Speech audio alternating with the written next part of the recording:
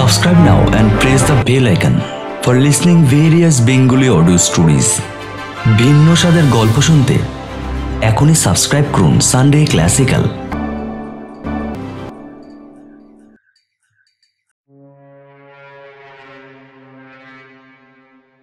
Hello dear friends, সবাই কেমন আছেন বলুন। সানডে ক্লাসিক্যালে আজ আপনাদের জন্য আমারই লেখা একটি ভিন্ন স্বাদের ভৌতিক গল্প নিয়ে হাজির হয়েছি আমি তপন। বাংলাদেশের পদ্মা তীরবর্তী কাল্পনিক এক আত্মভোলা জেলে মাঝি কিভাবে অশরীরের কবলে পড়েছিলেন, এটি তারই গল্প। তাহলে চলুন শুরু করি আজকের গল্প। নির্জন রাতের বিপদ।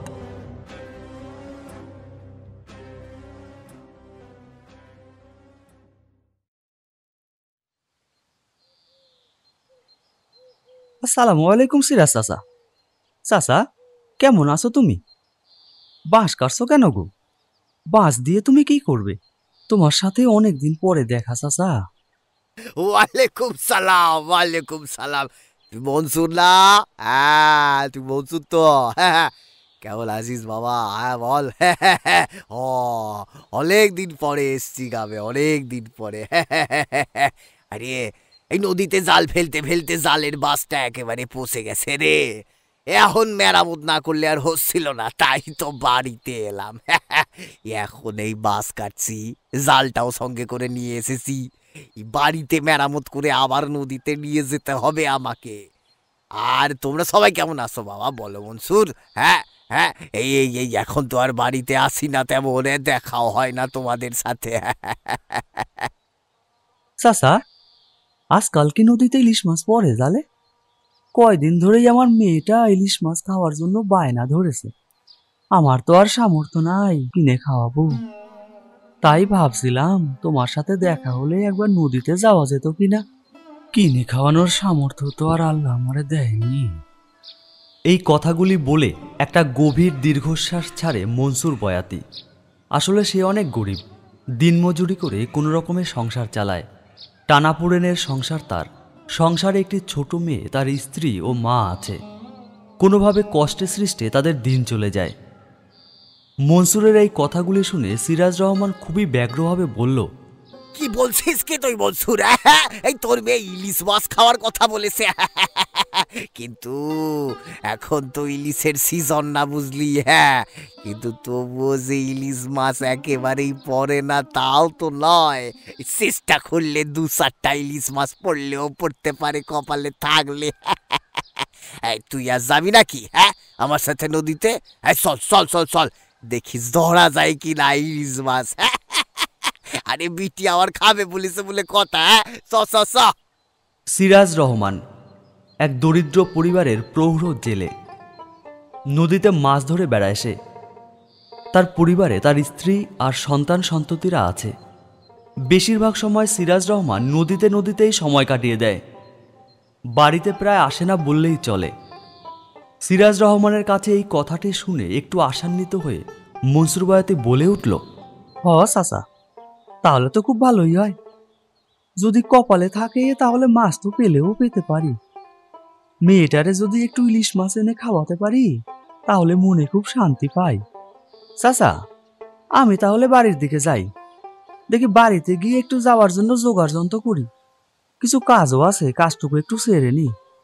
সিরাজ রহমানকে এই কথাগুলো বলে মনসুর রহমান তাদের সেই কাঁচা মাটির রাস্তা ধরে পুকুরের পাশ থেকে হেঁটে হেঁটে পরের রাস্তার ওপারের গলিতে ঢুকলো একটি কুঁড়ে বাড়িতে। সেখানেই থাকে মনসুর বয়াতি আর তার পরিবার। এদিকে সিরাজ রহমান বাঁশ কেটে তা গুছিয়ে বাঁশগুলোকে চেঁচে তার সেই পুরনো জাল থেকে পুরনো বাঁশগুলোকে আলাদা করে নতুন বাঁশের সাথে তার জালটাকে সুন্দরভাবে আটকে দেয়। অনেক পরিশ্রম করে বাঁশের সাথে জালটিকে ফিট করে রাখে সন্ধ্যাবেলায় নদীতে গিয়ে মাছ ধরার জন্য। মনসুর বয়াতি বাড়িতে এসে তার স্ত্রীকে নদীতে যাওয়ার কথা বলল। এ কথা শুনে তার স্ত্রী খুব আশান্বিত হলো। তারপর তার স্ত্রী মনসুরকে বলল, যাও তো দেখি, যদি নদীতে গিয়ে 2টো ইলিশ মাছ ধরে আনতে পারো তো ভালোই হয়। মেয়েটাও তো কদিন ধরে মাছ খাওয়ার কথা বলছিল। স্বামী স্ত্রীর এই পারস্পরিক কথাবার্তা শুনে তাদের মেয়ে আমিনা সেখানে চলে আসে। সে তার বাবাকে উদ্দেশ্য করে বলল, আব্বা, তুমি নদীতে যাবা? আমিও তোমার সাথে যাব নদীতে, আমিও মাছ ধরবো। তুমি আমারে তোমার কাঁধের উপর করে নিয়ে যাবা, তারপরে আমি নদীতে নৌকায় চড়বো, আর তুমি মাছ ধরবা, আমি বসে বসে দেখবো। না মা, তুমি তো এখন অনেক ছোট, ছোটদের নদীতে যেতে নেই। বড় হয়ে তুমি একদিন আমার সঙ্গে যাবা নদীতে। তুমি এখন পড়াশুনো করো আর মার সঙ্গে ঘরের কাজ করো। তোমার তো এখন নদীতে যেতে নেই। আমি নদীতে গিয়ে তোমার জন্য একটা বড় ইলিশ মাছ ধরে নিয়ে আসবো। আমিনার কথা শুনে তার বাবা মনসুর বয়াতি বলে ওঠে। আমিনার বয়স মাত্র 6 বছর। সবেমাত্র সে গ্রামের ফ্রি প্রাইমারি স্কুলে ভর্তি হয়েছে ক্লাস 1-এ। মনসুরের কথা শুনে তার ছোট্ট মেয়েটি আর কোনো কথা না বলে সে সেখান থেকে আপন মনে চলে গেল। সেখানে গিয়ে একটি কুল গাছের নিচে তার খেলার সামগ্রী নিয়ে খেলতে বসে গেল সে। মাটির ছোট উনুন এবং হাতে তৈরি করা মাটির হাঁড়ি কড়াই, এগুলি নিয়েই সে খেলতে বসে গেল। এই খেলনাগুলি তার দাদি তাকে নিজের হাতে পুকুর থেকে নরম মাটি তুলে তৈরি করে দিয়েছে। নদীতে যাওয়ার জন্য সারাদিনই মনসুরের মন আনচান করতে থাকে। সে কখন নদীতে যাবে, নদীতে গিয়ে জাল ফেলে মাছ ধরবে, এটাই তার মনের মধ্যে ঘুরপাক করতে থাকে। এভাবে সারাটা দিন কেটে গেলে সন্ধ্যাবেলায় সিরাজ রহমান তার বাঁশে বাঁধা জালটা নিয়ে মনসুরের বাড়ির কাছে এসে মনসুরের নাম ধরে ডাক দিল। মনসুর, ও মনসুর, আরে মনসুর রে, ঘরে আছিস নাকি? এই মনসুর, এই সময় তো হয়ে গেল, নদীতে যাবি বলেছিলিস, যাবি না? জোগাড় হসনি? সিরাজ রহমানের ডাক শুনে মনসুর তড়িঘড়ি বাইরে বেরিয়ে এলো। তার হাতে একটি ব্যাগ। ব্যাগের মধ্যে তার স্ত্রী রান্না করা খাবার গুছিয়ে দিয়েছে। সে তার স্বামীর জন্য ভাত এবং পুকুর থেকে ধরা কই মাছের ঝোল রান্না করে তাকে দিয়েছে নদীতে গিয়ে নৌকোতে বসে খাওয়ার জন্য। মনসুর সিরাজ রহমানকে উদ্দেশ্য করে বলে উঠল, চাচা, চাচা, আমি তো যাওয়ার জন্য তৈরি, চলো যাওয়া যাক। এরপরে সিরাজ রহমান ও মনসুর বয়াতি তাদের গ্রামের মাটির রাস্তা ধরে হাঁটতে শুরু করে। সিরাজ রহমানের কাঁধে তার বাঁশে বাঁধা জালটি রয়েছে। জাল থেকে মাছের আষ্টে গন্ধ বের হচ্ছে। পেছনে চলছে মনসুর বয়াতি। চারিদিক ঘুটঘুটে অন্ধকার হয়ে গেছে। আকাশে মিটমিট করছে তারা, আর আকাশের পূর্ব দিকে এক ফালি বড় চাঁদ উঠেছে। চাঁদের আলো মাটির রাস্তায় পড়ায় মাটির রাস্তা আলোকিত হয়ে পরিষ্কার দেখা যাচ্ছে। তারা হেঁটে চলেছে সেই পথ ধরে। হাঁটতে হাঁটতে সিরাজ রহমান মনসুরকে উদ্দেশ্য করে জিজ্ঞাসা করল, হ্যাঁ মনসুর, গ্রামে সবার খবর ভালো তো রে? আমি তো গ্রামে আসার সময় পাই না, এই নদীতেই আমার সময় কাটি যায়। সবার খোঁজ খবরও নেওয়া হয় না ঠিকঠাক। এ কথা শুনে মনসুর বলে ওঠে, হ্যাঁ চাচা, সবাই মোটামুটি ভালোই আছে, কারো কোনো অসুবিধা নাই। এই দিন আনা দিন খাওয়া মানুষজন কাজকর্ম করেই কোনো রকমের সংসার চালায়। পরস্পরের মধ্যে কথা বলতে বলতে তারা দুজনে হেঁটে চলেছে মাটির রাস্তা ধরে। মাটির রাস্তাটি কিছু দূর গিয়ে ফাঁকা মাঠের মধ্যে ঢুকে গেছে। চারিদিক একেবারে শুনশান, নিস্তব্ধ। তারা মাঠ পেরিয়ে চলেছে। এখন তারা ফাঁকা মাঠ পেরিয়ে আরেকটি রাস্তায় এসে উঠেছে। সেই রাস্তার পাশে রয়েছে এক শ্মশান। সেই শ্মশানের পাশ থেকে রাস্তাটা এগিয়ে চলেছে নদীর দিকে। চারিদিকে অন্ধকারে বিস্তীর্ণ হয়ে রয়েছে। মনসুরের গা ছমছম করে উঠল। অনেকটা দূরেই সেই শ্মশান। শ্মশানের দিকে তাকালে বুক দুরু দুরু করে ওঠে। চারিদিক নির্জন, নিস্তব্ধ। মনসুর বয়াতি সিরাজ রহমানের পেছন পেছন হাঁটছে। মাঝে মাঝে জালের আষ্টে গন্ধটা মনসুরের নাকে এসে ধাক্কা লাগছে। এই গভীর অন্ধকারের মধ্যে তারা পরস্পর হেঁটেই চলেছে। হঠাৎ একটি পেঁচার ডাক শুনতে পেল তারা। একটি গাছের ডালে বসে রয়েছে পেঁচাটি। থেকে থেকেই পেঁচাটি ডেকে উঠছে। সেদিকে বেশি লক্ষ্য না করে এগিয়ে চলেছে তারা নদীর দিকে হাঁটতে হাঁটতে।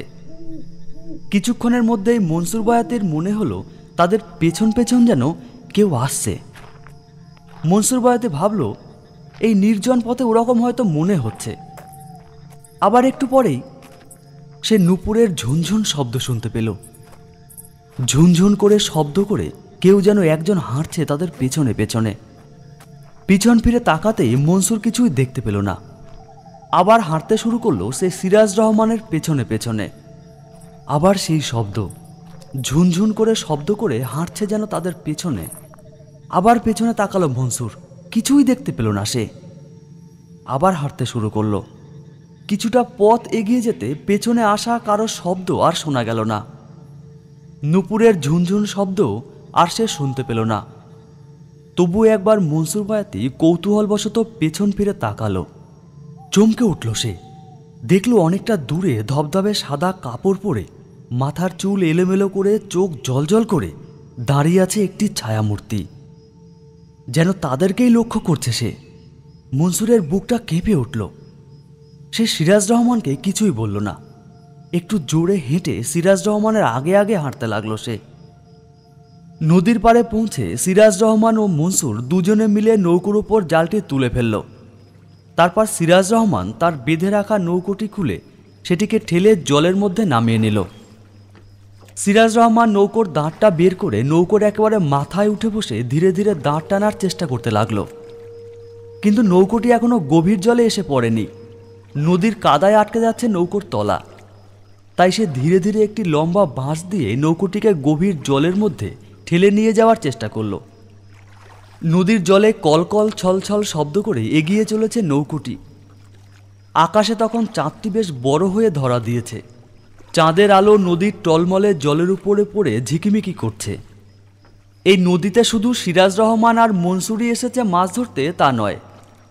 অনেক দূরে দূরে নদীর মধ্যে টিমটিমে আলো জ্বেলে অনেক নৌকোকেই ঘুরতে দেখা যাচ্ছে। তারা সকলেই পদ্মা নদীতে মাছ ধরতে এসেছে। আসলে পদ্মা নদী অনেক জেলেরই জীবিকার সংস্থান। তারা সকলেই নদীতে সারা রাত ধরে মাছ ধরে এবং ভোরবেলায় সেই মাছ বিক্রি করে যা টাকা পয়সা পায় তাই দিয়ে তারা সংসার চালায়। এই নদীই অনেকের কাছে তাদের জীবন জীবিকা। সিরাজ রহমানও এই নদীতে সারা রাত ধরে মাছ ধরে এবং ভোরবেলায় মাছ বিক্রি করে যা টাকা পয়সা পায় তা তার বাড়িতে পাঠায় এবং নিজে এই নদীতেই কাটিয়ে দেয়। বাড়ি ফেরে না বললেই চলে। নদীর কিছুটা গভীরে গিয়ে সিরাজ রহমান তার বাঁশে বাঁধা জালটা এবারে খোলার উদ্যোগ করে। মনসুরকে উদ্দেশ্য করে সে বলে, মনসুর, চল এইখান থেকে জালটা ফেলি। আমি জালটা খুলে দিই, তুই একটু জালটা ধর। ওই ধীরে ধীরে জালটা ফেলে আমরা ধীরে ধীরে এগিয়ে যাব, বুঝলি কিনা? সিরাজ রহমানের এই কথা শুনে মনসুর বয়াতি জাল ফেলার জন্য প্রস্তুত হয়। সে সিরাজ রহমানকে উদ্দেশ্য করে বলল, হ্যাঁ চাচা, চলো জালটা তাহলে ফেলাই যাক। এরপরে তারা দুজনে মিলে ধীরে ধীরে তাদের বাঁশে বাঁধা জালটা খুলে নদীতে ফেলতে শুরু করে। জালের একটি প্রান্ত নদীর জলে ফেলে ধীরে ধীরে নৌকোটিকে এগিয়ে নিয়ে যায়। এভাবে সমগ্র জালটাই নদীতে পেতে ফেলে তারা। এরপরে সিরাজ রহমান মনসুরকে উদ্দেশ্য করে বলল, পেতে দিলাম জাল, যদি তোর কপালে থাকে তাহলে ইলিশ মাছ পড়লেও পড়তে পারে।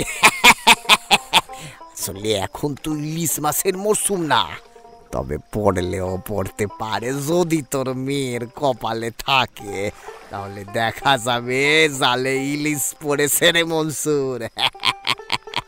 ইলিশের মরশুম শুরু হবে আর কিছুদিন পর। এখন তো গরমকাল, যখন বর্ষা হবে, ঝিরি ঝিরি গুড়ি গুড়ি বৃষ্টি হবে, সেই সময় ইলিশ মাছ পড়বে প্রচুর, সকসক করবে রূপলি। এক একদিন এত মাছ পড়ে যে জালে টেনে তোলাই যায় না, বুঝলি কিনা? সাদা হয়ে যায় রে জাল, রূপোর মতো সাদা হয়ে যায়। সিরাজ রহমান নৌকোর একেবারে মাথায় উঠে বসে আবার দাঁড় টানতে শুরু করলো। ধীরে ধীরে সে নৌকোটিকে নিয়ে চলল নদীর একদিক থেকে আরেক দিকে।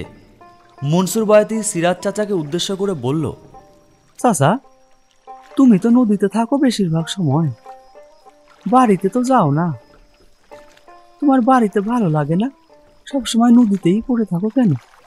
মনসুর বয়াতের এই প্রশ্নের উত্তরে সিরাজ চাচা বলে উঠল, মনসুর, এই নদীতে আমি ভালো থাকি রে মনসুর।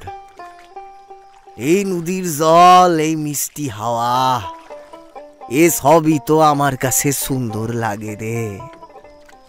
তুই তাকিয়ে দেখ, নৌকোতেই তো আমি রান্নার ব্যবস্থা করে লিয়েছি রে।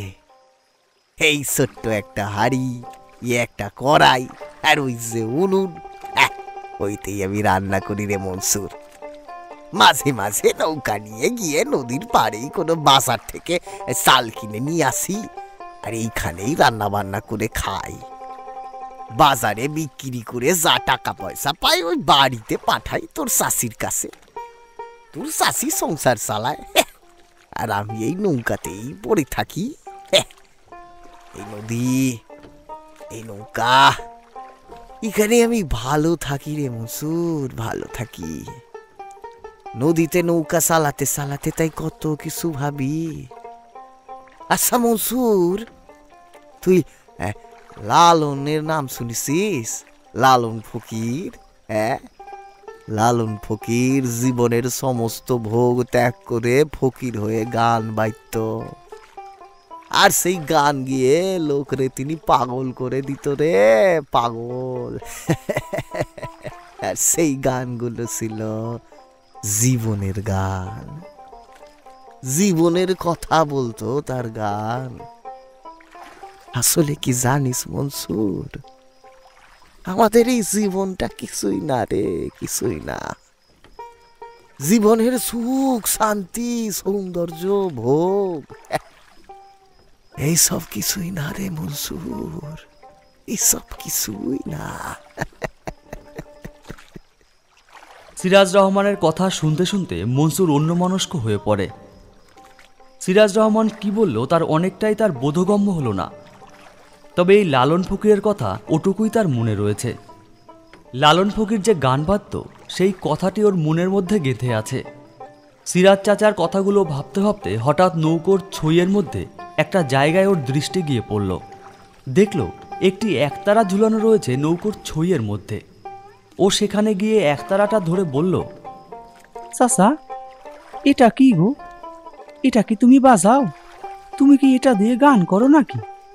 এই বলে সে একতারাটা টুনটুন করে বাজাতে শুরু করলো। মনসুরের কথা শুনে সিরাজ রহমান বলে উঠল, হ্যাঁ রে মনসুর, এই একতারাটা আমি কিনে এনেছিলাম গোপালগঞ্জের হাট থেকে। একা একা নদীতে থাকি, মাঝে মাঝে ওই লালন ফকিরের কথা মনে আসলে বাজাই। টুং টুং টুং। আরে তুই বাবা মজা পাইছিস না? আরে আমি একটু গানও গাওয়ার চেষ্টা করি রে। একা একা নদীতে থাকতে থাকতে কত কথাই মনে আছে রে। এই জীবনের কথা, জীবনটা যে কি, আমাদের জীবনটাই যে কি আছে, কি পেলাম, মানুষে কিসের জন্য এত হিংসা করে, হানাহানি করে, এত দুঃখ কষ্ট যে মানুষের জীবনে আছে, এই সব ভাবনাই আছে। আর সেই ভাবনাগুলোই মাঝে মাঝে মনে হয় ওই লালনের মতো করে একটু গাই। আসলে কি জানিস তো মনসুর, যখন মানুষের থেকে অনেক দূরে থাকবি তখন বুঝতে পারবি যে মানুষ আসলে কি করে।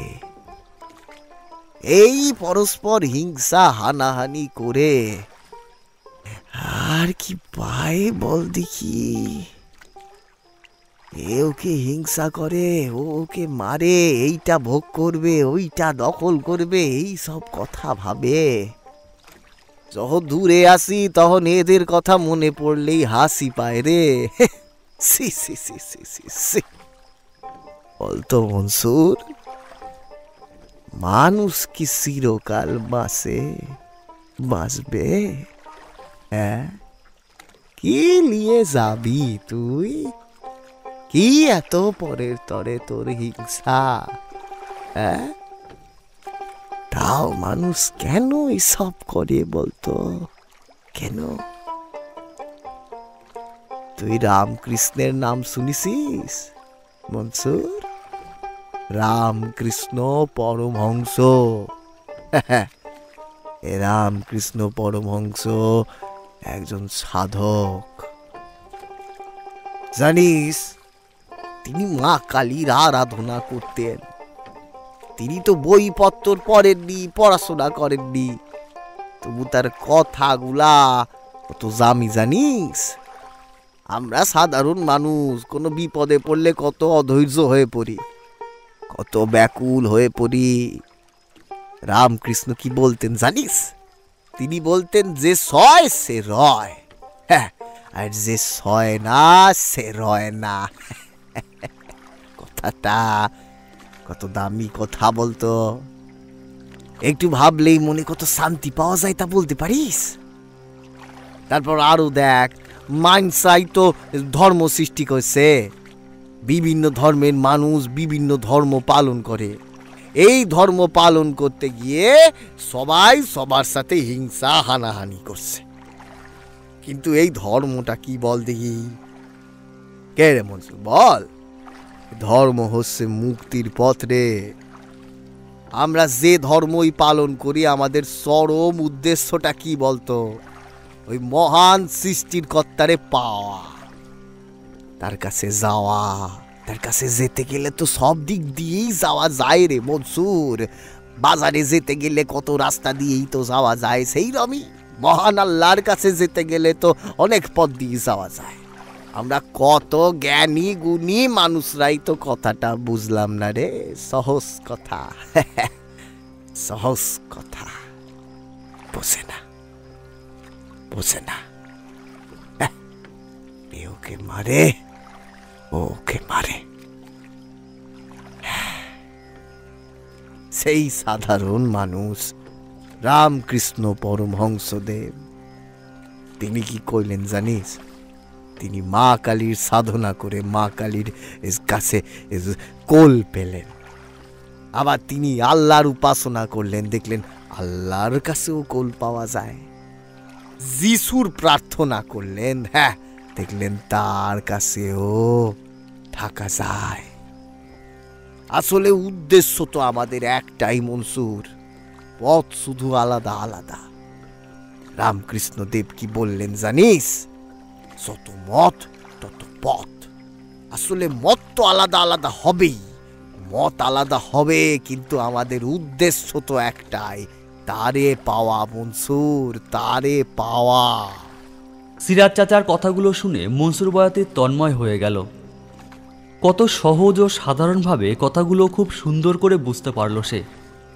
তাই তো, এত সহজ সরল করে তাকে তো কেউ কোনোদিন এইভাবে কথাগুলো বলেনি। এরপরে সে সিরাজ রহমানকে উদ্দেশ্য করে বলল, চাচা, তুমি কি গান গাও নাকি লালন ফকিরের মতো? তাইলে একটা গান আমাকে শোনাও না। এরপর সিরাজ রহমান একটু মৃদু হেসে মনসুরকে বলল, না রে মনসুর, এই দু চারটে গান গাই আর কি। এই কথাগুলো গান নয় রে মনসুর, গান নয়।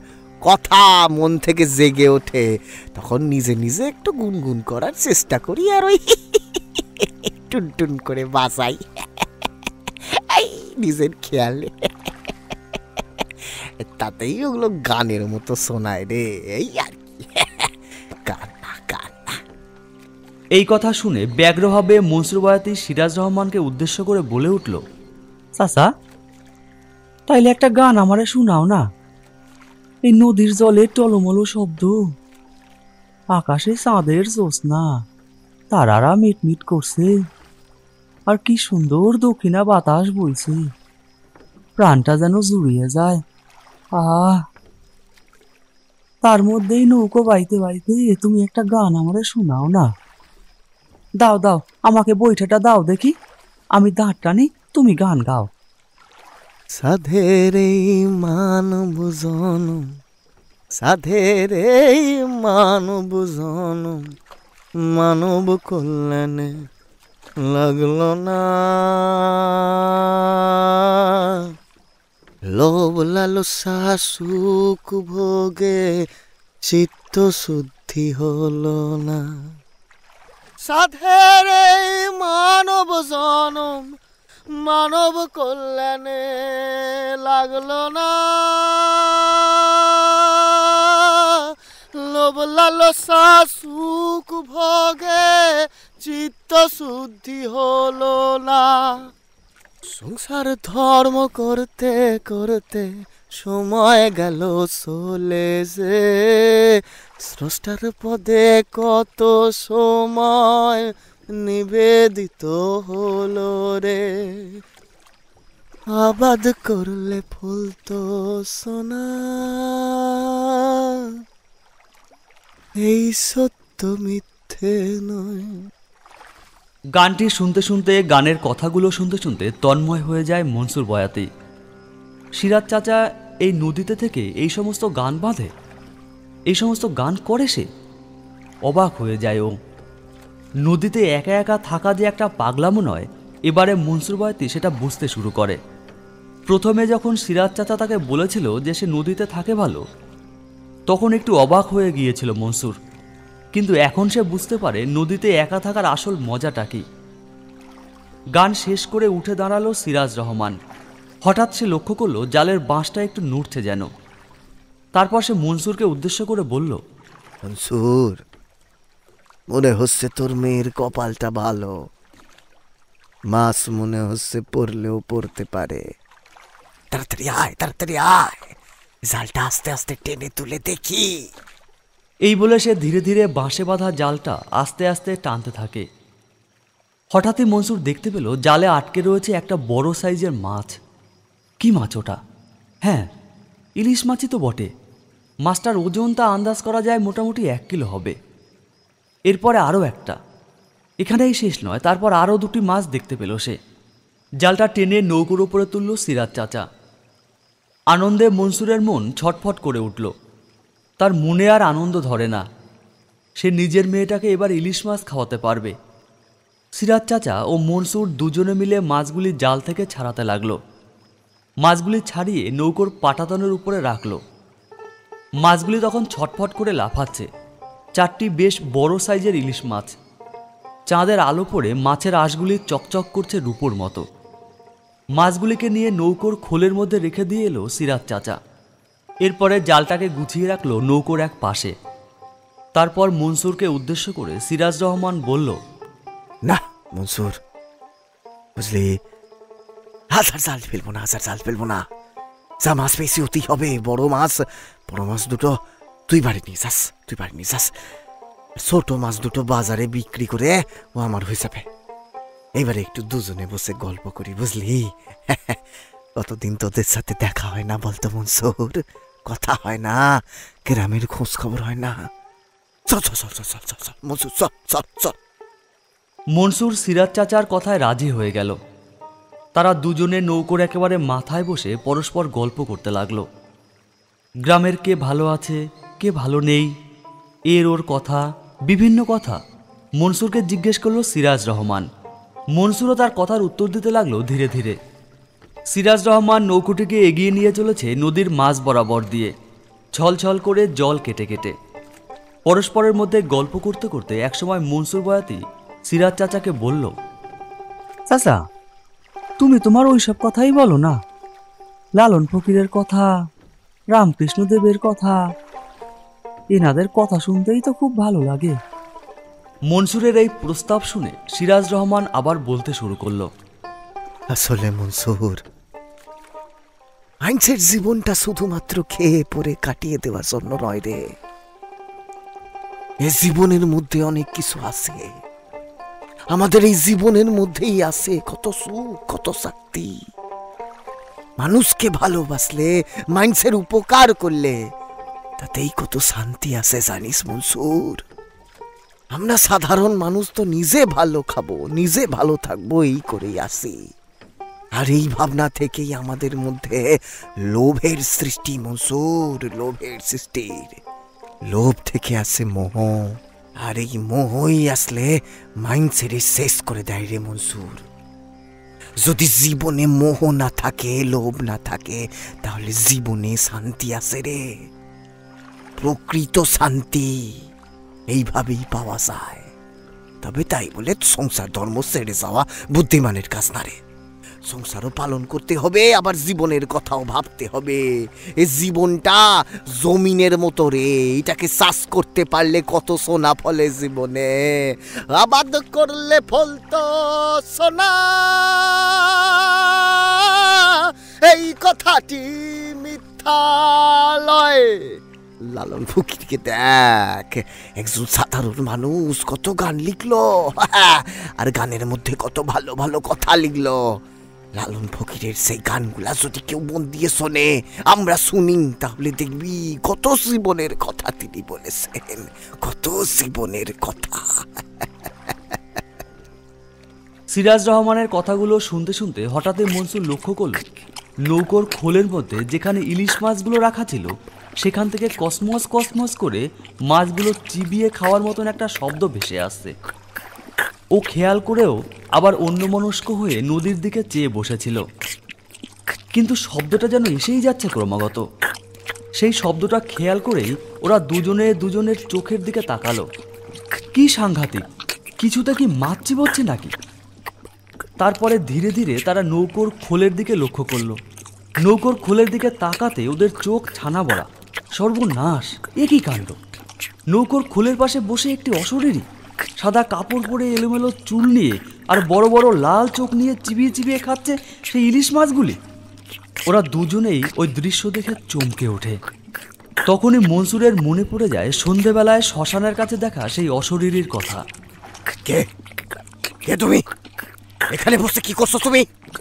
সিরাজ রহমানের এই কথাগুলো শুনে অশরীরীটি গুঙানির শব্দ করে তাদের দিকে আগুন ভরা চোখ নিয়ে তাকালো। মনসুর বাজে তো একেবারে শীতল হয়ে গেছে, কিন্তু সিরাজ রহমান ততটা বিচলিত হলো না।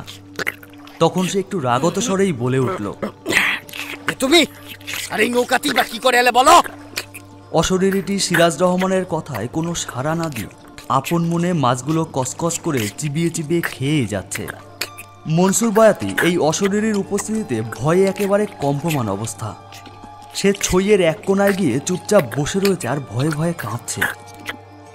সিরাজ রহমান অতটা বিচলিত হচ্ছে না, কারণ এর আগেও সে বেশ কয়েকবার এই সমস্ত অশরীরীর পাল্লায় পড়েছে। সে তক্ষুনি তার ছইয়ের মধ্যে ঢুকে একটি মন্ত্রপুত জলের বোতল হাতে নিয়ে বাইরে বেরিয়ে এলো। এই মন্ত্রপুত জল তাকে তাদেরই গ্রামের এক বৃদ্ধ তদ্বিৎকারও দিয়েছিলেন, নদীপথে বিপদাপদে কাজে আসবে বলে। এর ব্যবহার এর আগেও সে বেশ কয়েকবার করেছে অশরীরীদের পাল্লায় পড়ে। তিনি সেই জল হাতে নিয়ে অশরীরীর গায়ে ছিটিয়ে দিলেন। অশরীরী ধীরে ধীরে শান্ত হলো। সিরাজ রহমান অশরীরীকে উদ্দেশ্য করে এবারে বললেন, এবার বলো, কে কে তুমি? কে? এরপরে অশরীরীটি সিরাজ রহমানের দিকে তাকিয়ে তাকে উদ্দেশ্য করে রিন রিন কণ্ঠে বলে উঠল, আমাকে খেতে দাও, আমার খুব খিদে, খেতে দাও আমাকে, খুব খিদে আমার, কতদিন আমি খাইনি। এই কথা বলে সে কচকচ করে সবকটা ইলিশ মাছ চিবিয়ে চিবিয়ে খেয়ে ফেলল। তারপর সে বলতে শুরু করলো, আমি হলাম ময়নামতি। আমি তোমাদের গ্রামের ওই ফাঁকা মাঠের পাশে যে শ্মশান আছে ওখানেই আমি থাকি।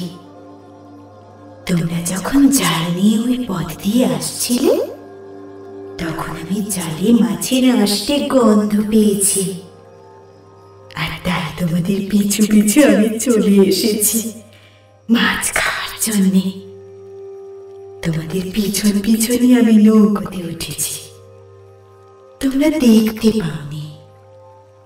আমি ছইয়ের পাশে লুকিয়ে বসেছিলাম, তবে তোমাদের আমি কোনো ক্ষতি করব না, তোমাদের কোনো ভয় নেই, তোমাদের উপর কোনো রাগ নেই আমার। আমার রাগ তো শুধু একজনের উপর, তাকে মারতে না পারলে আমার শান্তি নেই। তোমরা নিশ্চিন্তে থাকো, আমি মাছ খেয়ে এখান থেকে চলে যাব।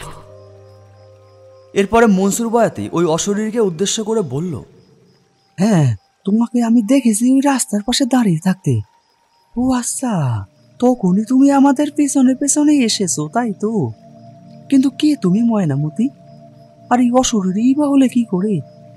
আর এই শ্মশানেই তুমি থাকো? এখানে থাকোই বা কেন? তারপরে ময়নামতি রাগে ও দুঃখে তার রিন রিন কণ্ঠে তাদেরকে বলল, আমার বাড়ি ছিল তোমাদের গ্রামের পশ্চিম পাড়ে শিউলিতলা গ্রামে। সেখানেই অপঘাতে মৃত্যু হয়েছিল আমার। অপঘাতে মৃত্যুর পর আমার আত্মার মুক্তি হয়নি। আসলে আমি মুক্তি নিইনি। তাই তাই আমি অশরীরী হয়ে শ্মশানে বাস করতে লাগলাম। তবে কারোর কোনো ক্ষতি আমি কোনোদিন করিনি। কিন্তু কিন্তু একজনকে আমি কোনোদিন ছাড়বো না। তাকে আমি শেষ করে ছাড়বো। তোমাদের কোনো ক্ষতি আমি করতে চাই না। ইলিশ মাছ খাওয়া হয়ে গেছে, এবার আমি এখান থেকে চলে যাব। তার এই কথা শুনে সিরাজ রহমান অশরীরকে উদ্দেশ্য করে বলল, তোমার অপঘাতে মৃত্যুর হয়েছিল কিভাবে? আর তোমার ওই আত্মার মুক্তি বা হয় নাই কেন, বলো দেখি। এরপরে অশরীরী তার সাথে ঘটা সেই নারকীয় ঘটনা বর্ণনা করতে শুরু করলো। শুনবে সে কথা? শোনো তাহলে। আমার স্বামী আর একটা সন্তান নিয়ে বেশ ভালোই চলছিল আমাদের সংসার। হঠাৎ একদিন আমার স্বামী কাজের জন্য বাইরে গেল। সেদিন রাতে আমি আমার ছোট বাচ্চাটাকে নিয়ে শুয়ে আছি ঘরের মধ্যে। ঝড় বৃষ্টির রাত, বাড়িতে পুরুষ মানুষ কেউ নেই। সেই সুযোগে হঠাৎ দেখি আমাদের বাড়ির পাশে আসলাম আমার ঘরের ভিতরে ঢুকলো। তার মুখ কাপড় দিয়ে বাঁধা, তবুও আমি ওকে চিনতে পেরেছিলাম ওর ঘোলাটে চোখ দুটো দেখে।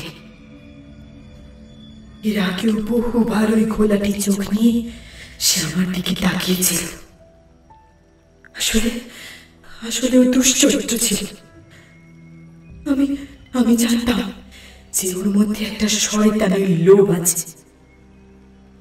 বাচ্চাটা সেদিন তখন ঘুমিয়ে পড়েছিল। হঠাৎ দেখি আসলাম আমার উপর ঝাঁপিয়ে পড়েছে। আমি চিৎকার করে উঠলাম। ও আমাকে চাপটে ধরে রয়েছে। আমি মেয়ে মানুষ, শক্তিতে ওর সঙ্গে পারিনি। যতই আমি ওকে সরানোর চেষ্টা করি ততই আমাকে চাপটে ধরছিল। আমি অসহায়, কিছুই করতে পারছি না। ছটফট করছি, চেঁচানোর চেষ্টা করছি, কিন্তু আমার মুখ চেপে ধরেছে। আমার শরীরের সাথে ঘন হয়ে লাগিয়ে রেখেছে শয়তানটা ওর শরীর। আমার মুখ থেকে ওর হাত ছাড়িয়ে আমি ওকে অনেক অনুরোধ করলাম আমাকে ছেড়ে দেওয়ার জন্য। কিন্তু সে কি শুনে আমার কথা? তার পাশব প্রবৃত্তি আমাকে গ্রাস করতে চাইছে যেন। ওর সেই ঘৃণ্য চোখে আমি দেখতে পেলাম এক ভয়ঙ্কর কামনার আগুন। ভাবলাম এই তোমার পাত্র নয়, আমার মান সম্মান সব ধুলোয় মিশিয়ে ছাড়বে। তারপর সুযোগ বুঝে হাতের কাছে একটা লোহার রড পেলাম। সেটা দিয়ে আমি ওই শয়তানটার মাথায় দিলাম এক বাড়ি। লোহার রডের বাড়িতেও তেমন কিছুই হয়নি, কিন্তু এরপর আমার উপর ওর রাগ বেড়ে গেল। শয়তানটা লোহার রড নিয়ে রাগে চিৎকার করে আমার মাথায় বসিয়ে দিল এক প্রচন্ড আঘাত। তাতে আমি জ্ঞান হারিয়ে ফেললাম। ও ভাবলে বুঝি আমি মরে গেছি। আমাদের এই ধস্তাধস্তিতে বাচ্চাটা ঘুম থেকে জেগে গিয়েছিল। সে জোরে জোরে কান্না করছিল। আসলাম তখন আমাকে টানতে বারান্দায় এনে গলায় দড়ি বেঁধে চালের বাঁশের সঙ্গে আমাকে ঝুলিয়ে দিল। এইভাবে ঝুলিয়ে দেয় আমার প্রাণটা বেরিয়ে গেল। আমি মরে গেলাম। শয়তানটা এরপরে ওখান থেকে চলে গেল। আমার বাচ্চা ছেলেটি আমার পায়ের কাছে এসে বসে বসে কি কান্না করলো। আমি মরে গেলেও আমার আত্মা সব কিছু দেখতে পাচ্ছিল। জীবনে আনন্দের গান চেয়েছিলাম, তার বদলে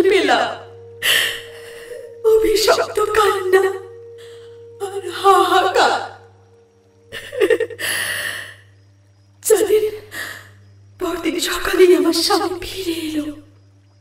সে দেখলো আমি জ্বলছি, আর বাচ্চাটা কান্না করতে করতে ঘুমিয়ে পড়েছে। আমার স্বামী ভাবলো আমি আত্মহত্যা করেছি। সে চিৎকার করলো, লোকজন সব জড়ো হলো। আমার স্বামী আর সব লোকজন মিলে আমার মৃতদেহটাকে ওই শ্মশানে নিয়ে গেল।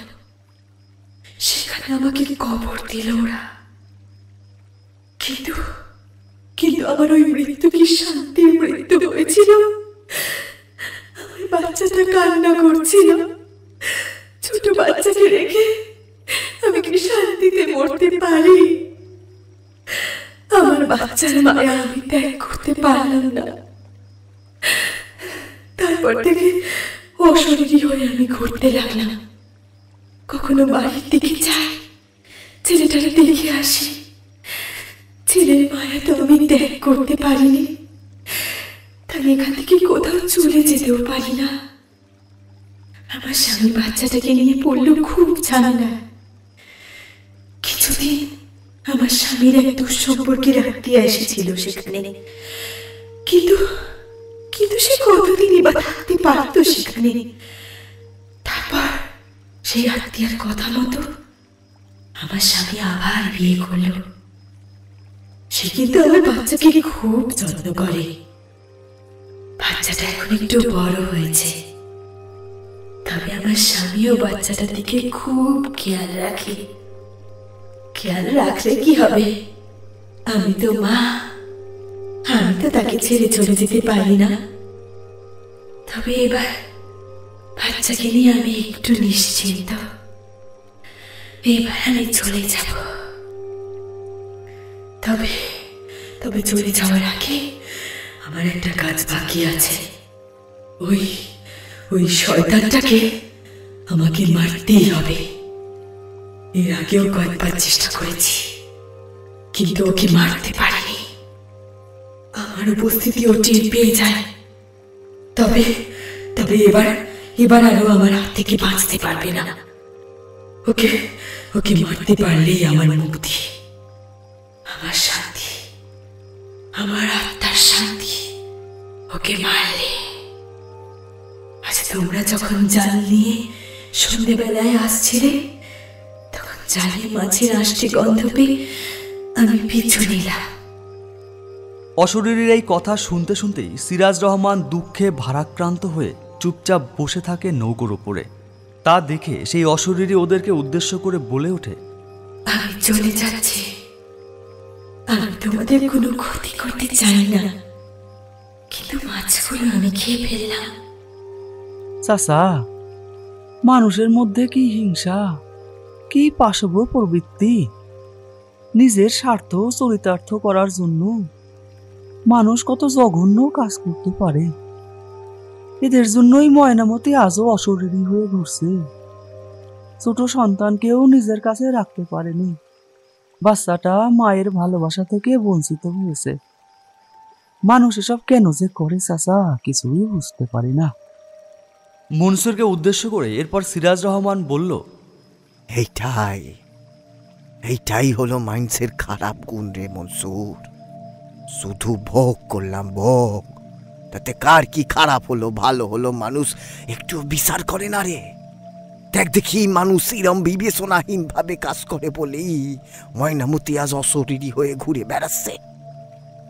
নিজের সন্তানের মায়া মোহ ত্যাগ করতে পারছে না বলেই ও মুক্তি নিতে পারছে না। কিন্তু মনসুর, ইলিশ মাছগুলো তো আর তোর বাড়ি নেওয়া হলো না। তাহলে কি করি? রাতও তো অনেক হয়ে গেল। চল দেখি, আরেকবার জালটা ফেলি। চল চল চল চল। যদি কপালে থাকে তোর মেয়ের ইলিশ খাওয়া বন্ধ হবে না রে। চল চল চল চল চল। এই বলে সিরাজ রহমান ও মনসুর বায়াতি বাঁশে বাঁধা জালটি গুছিয়ে নিয়ে আবার নদীতে ফেলতে শুরু করলো। জালের এক প্রান্ত নদীর জলে ফেলে অনেক দূর পর্যন্ত চলে যায়। সমস্ত জালটা ফেলা হলে সিরাজ রহমান নৌকোটি ধীরে ধীরে বাইতে শুরু করলো। এরপরে সিরাজ রহমান দুঃখ ভরা মন নিয়ে ময়নামতির কথা ভাবতে ভাবতে তার একতারাটা হাতে নিয়ে আপন মনেই আরেকটি গান গেয়ে ওঠে।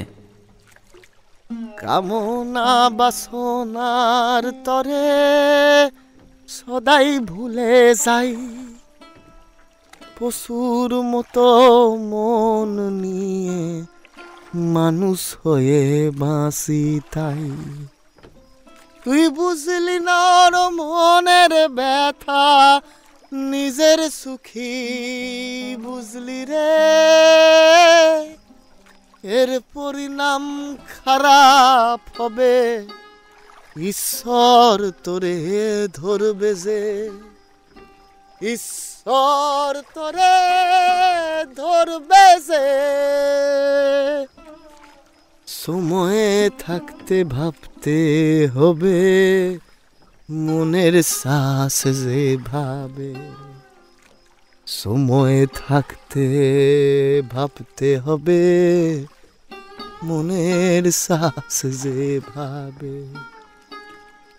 গানটি শুনতে শুনতে মনসুর বয়াতি সিরাজ চাচার মুখের দিকে তাকিয়ে থাকে। কত সহজ সরল গ্রাম্য সাধারণ লোক এই সিরাজ রহমান, কিন্তু এই লোকটি যে এত কিছু ভাবতে পারে, এত সুন্দর সুন্দর কথা বলতে পারে, এটা তো কেউ জানে না। এমনকি সে নিজেও সিরাজ রহমান সম্পর্কে এত কিছু ধারণা এর আগে করতে পারেনি।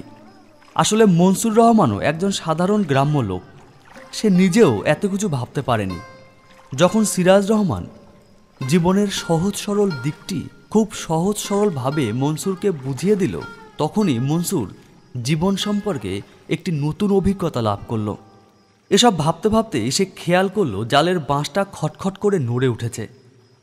তারা পরস্পর ধরাধরি করে জালটি তুলতে থাকে। জাল তুলতে তুলতে লক্ষ্য করল জালের ফাঁসে আটকে রয়েছে দুটি বড় সাইজের ইলিশ মাছ। মাছ সমেত জালটা নৌকোর পাটাতনের উপর রেখে ধীরে ধীরে সেই মাছ ছাড়াতে শুরু করে মনসুর। মাছ ছাড়াতে ছাড়াতে মাছগুলির কানকোর কাছে একটু ছিঁড়ে যায়। কানকোর পাশ থেকে রক্ত বেরিয়ে আসে। চাঁদের আলোয় মাছের আঁশ চকচক করছে। মাছগুলিকে নৌকোর পাটাতনের মধ্যে রেখে জালটা গুছিয়ে ফেলে সিরাজ রহমান। দুজনে মিলে জাল গোছাতে গোছাতে অনেকটা সময় পেরিয়ে যায় এভাবে। এরপর সিরাজ রহমান মনসুরকে উদ্দেশ্য করে বলল, মনসুর, দুটো মাছই তুই বাড়ি নিয়ে সারে, তোর মেয়েটা খেতে চেয়েছে, আর তো মাছ পড়ল না। আমি আবার কালকে মাছ ধরে চাপাবো, তাই বিক্রি করব। সা মনসুর সা। জাল গোছাতে গোছাতে ও পরস্পরের মধ্যে এভাবে কথা বলতে বলতে রাত প্রায় শেষ হয়ে গিয়েছিল। সিরাজ রহমান নৌকোটিকে বাইতে বাইতে একটি ঘাটের পাশে এসে দাঁড় করালো। তখন বোধ করি ভোর 4টে বাজে। হাতে মাছের ব্যাগটা নিয়ে নৌকো থেকে পাড়ে নামলো মনসুর বয়াতি। তারপর সে সিরাজ চাচাকে উদ্দেশ্য করে বলল, চাচা, আজ তাহলে আসি, তুমি ভালো থেকো।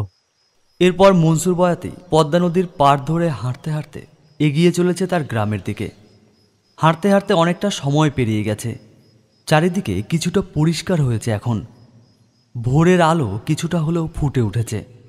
মনসুর বয়াতি হাঁটতে হাঁটতে সেই শ্মশানের রাস্তা ধরল। মাঠের পাশ দিয়ে হাঁটার সময় দূরে তাকিয়ে দেখল শ্মশানের কাছে অনেক লোকজন জড়ো হয়ে আছে। এত ভোরবেলায় এই নির্জন ও স্তব্ধ পরিবেশে এত মানুষ এলো কোথা থেকে? তার হাতে মাছের ব্যাগটি রয়েছে। দুটো বড় সাইজের ইলিশ মাছ আছে তাতে। চারিদিকে কিচিরমিচির করে ডাকছে সমস্ত পাখিগুলি। সে আর একটু এগোতেই লোকজনের গুঞ্জন শুনতে পায়। কাছে এগিয়ে গিয়ে লোকজনের ভিড় ঠেলে ভেতরে গিয়ে যা দেখল তাতে সে আর স্থির থাকতে পারছে না। কি ভয়ঙ্কর! একটি বিধ্বস্ত মৃতদেহ সেখানে পড়ে আছে মাটিতে। লোকটির চোখ দুটি কেউ খুবলে তুলে নিয়েছে, আর তার সারা শরীরে রয়েছে অসংখ্য ক্ষতবিক্ষত চিহ্ন। জায়গায় জায়গায় মাংস খুবলে তুলে নিয়েছে। সে বেশিক্ষণ মৃতদেহটার দিকে তাকিয়ে থাকতে পারল না। ভিড় ঠেলে বাইরে বেরিয়ে এসে বাড়ির উদ্দেশ্যে হাঁটতে শুরু করে। বিষণ্ণ মনে হাঁটতে হাঁটতে সে ভাবতে থাকে মৃতদেহটা কার, কি করেই বা এখানে এলো। ভাবতে ভাবতেই ও ওপরের দিকে বাতাসে একটি বিষণ্ণ কণ্ঠ শুনতে পায়। কেউ যেন বলে ওঠে, এবার আমার মুক্তি, এবার আমার আত্মা শান্তি পেল, আমার আর কোনো কাজ বাকি নেই, এবার আমি শান্তিতে মুক্তি নেব, শান্তিতে মুক্তি নেব। এই কণ্ঠ শোনার পরেই মনসুর বয়াতির মনে পড়ে গেল গত রাতে নৌকোয় বসে ইলিশ মাছ খেতে খেতে অশরীরীর সেই কথা। সে যে কোনো প্রকারে তার হত্যাকারী আসলামকে শাস্তি দিতে চায়। সে আরও বলেছিল আসলামকে না মারতে পারলে তার শান্তি নেই, তার মুক্তি হবে না। তাহলে কি গতকাল রাতে ইলিশ মাছ খাওয়ার পরে ময়নামতির বিধেয়ী আত্মাটা আসলামকে মারতে গিয়েছিল তার বাড়িতে? এই মৃতদেহটা কি তাহলে আসলামের মৃতদেহ? সে তার কল্পনায় যেন গত রাতের ঘটনাটা নিজের চোখেই দেখতে পাচ্ছে এবং শুনতেও পাচ্ছে। তার চোখের সামনে যেন গত রাতের দৃশ্যটি স্পষ্ট হয়ে ফুটে উঠছে। অন্ধকারের মধ্যে অশরীরীটি আসলামের বাড়িতে গিয়ে ঝোপের আড়ালে লুকিয়ে দাঁড়িয়ে আছে আর রাগে গজগজ করছে। সে প্রতীক্ষা করছে আসলাম কখন বাইরে আসবে, কখন সে তাকে চেপে ধরবে, তাকে হত্যা করবে। এই আশা নিয়ে সে লুকিয়ে দাঁড়িয়ে আছে। তারপর একসময় বাইরে বেরিয়ে এসেছে আসলাম। ওদের বাথরুমটা ছিল উঠোনের এক কোনায়। সেই গভীর রাতে বাথরুমে যাওয়ার জন্য বাইরে বের হতে হয় তাকে। আর ঠিক তখনই আবেগে, উত্তেজনায় আর রাগে অশরীরীর শরীর কেঁপে ওঠে। সে ঝাঁপিয়ে পড়ে আসলামের ওপর। আসলাম কিছু বুঝে ওঠার আগেই অশরীরীটি তার দু চোখ খুবলে তুলে নেয়। যন্ত্রণায় গোঙাতে থাকে আসলাম, ছটফট করতে থাকে সে, কিন্তু অশরীরীর হাত থেকে সে নিস্তার পায় না। সেও তো এভাবেই ময়নামতিকে মেরেছিল। ময়নামতির মনে পড়ে যায় সেই রাতের কথা। প্রচণ্ড রাগে সে আসলামের শরীর ক্ষতবিক্ষত করতে থাকে। আসলামের দেহ থেকে প্রাণ বেরিয়ে যায় এক লহমায়। তারপর সে তার মৃতদেহটা গ্রামের রাস্তা দিয়ে টানতে টানতে শ্মশান ভূমিতে নিয়ে ফেলল। এরপর ময়নামতির অশরীরী চলে যায় তার বাড়িতে ছেলেকে একবার শেষবারের মতন দেখতে। কিন্তু ততক্ষণে তার ছেলে জাগেনি ঘুম থেকে, অপেক্ষা করতে হচ্ছে তাকে। ছেলে যখন জেগে ওঠে তখন ভোর হয়েছে। ছেলেকে এক নজর দেখে সে মুক্তি নেয়। মুক্তি লাভের সময় সে স্বস্তির যে ধ্বনি উচ্চারণ করেছিল, সেই ধ্বনিই অনুরণিত হচ্ছিল মনসুর বয়াতির কানে। মনসুর বয়াতি শ্মশানকে অতিক্রম করে চলে এসেছে তার গ্রামের রাস্তায়। পূর্ব দিকে সূর্য উদিত হয়েছে। উষার কিরণ এসে লাগছে তার গায়ে। গ্রামের লোকজন তখন সবেমাত্র ঘুম থেকে জেগে উঠেছে। বাড়িতে বাড়িতে মহিলারা গরুগুলিকে গোয়ালের বাইরে এনে মাঠে বেঁধে দিয়েছে। চাষিরা মাঠে ফসল রোপণ করতে ব্যস্ত হয়ে পড়েছে। মনসুর বয়াতি পুকুরের পাড়ের মাটির রাস্তা ধরে হাঁটতে হাঁটতে এসে থামল একটি কুঁড়ে ঘরের সামনে। সেখানে দাঁড়িয়ে এসে দেখল তার স্ত্রী ঘুম থেকে জেগে উঠে বাইরে কাজে ব্যস্ত হয়ে পড়েছে। তার বৃদ্ধা মাও জেগে উঠেছে ঘুম থেকে, কিন্তু তার প্রাণের সেই ছোট্ট মেয়ে আমিনাকে কুলগাছের নিচে তার রান্নাবাটি খেলার ব্যস্ত সংসারে তখনও দেখা যাচ্ছে না। মনসুর সেই ইলিশ মাছ দুটি তার স্ত্রীর হাতে দিল। মনসুরের স্ত্রী ইলিশ মাছ দুটি নিয়ে ঘরে রেখে এলো। আসলে কত পরিশ্রমের পরে মাছ দুটি সে ঘরে আনতে পেরেছে তা তার স্ত্রী কল্পনাও করতে পারবে না। সারা রাত জেগে মাছ ধরা, তারপর ভূতের কবলে পড়া, এসব কি করে জানবে সে? মনসুর ওই রাতের ঘটনা কিছুই তার স্ত্রীকে বলল না। আসলে অনেক কিছু ঘটনাই প্রতিনিয়ত ঘটে, যেগুলো অনেকের অজানাই থেকে যায়।